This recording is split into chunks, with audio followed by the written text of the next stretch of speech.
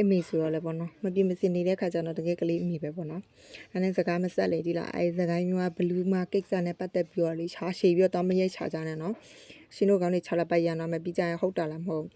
ကျမတို့အဖိုးကြီးငယ်ကပြောဘူးရပေါ့နော်မမို့တို့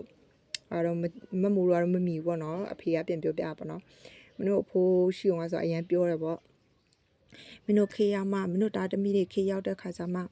မကြုံဘူးလားတွေကြုံရမယ်မမြင်ဘူးလားတွေမြင်ရမယ်မတွေ့ဘူးလားတွေတွေ့ရမယ်အဲ့လိုမျိုးပြောပါတော့ရှေ့တော့ငါလူတွေစကားအရင်မှန်နေသေးလားတခါမှလည်းမကြောက်ဘူးဗျမ်းပြတာတွေပြီးကြရင်ခစ်ကြီးကလည်းဟုတ်တာမဟုတ်ဘူးလေတည်ရမလားအဲ့ခါကျအားလုံးအဆဆအရာကြီးစိုက်ကြပါနော်ခစ်ကြီးကကောင်းနေမှာမဟုတ်တဲ့ခါကျအဆဆအရာကြီးစိုက်ကြပါဒါမှမဟုတ်ဖုံးကြိုက်မျိုးပေါ့နော်ကိုတူမလေးလည်းစကိုင်းမှရှိရဲဆိုတဲ့ခါကျတော့ကိုကစိုးရိမ်ပြီးတော့ရှာရှည်ပြီးတော့ပေါ့နော်တွားရိုက်ချလိုက်တာကျမခေါင်းနေပါမူပါတကယ်မှကျမအခုကမီးလာလို့ဖုံအားတွင်းနဲ့ကျမခဏနေစင်နိုင်ထိုးရင်ဇူးထိန်နေတက်ရမယ်ဟာလာဝင်ကြည့်ရင်လည်းမအဲ့လိုဖြစ်သွားတာရှာ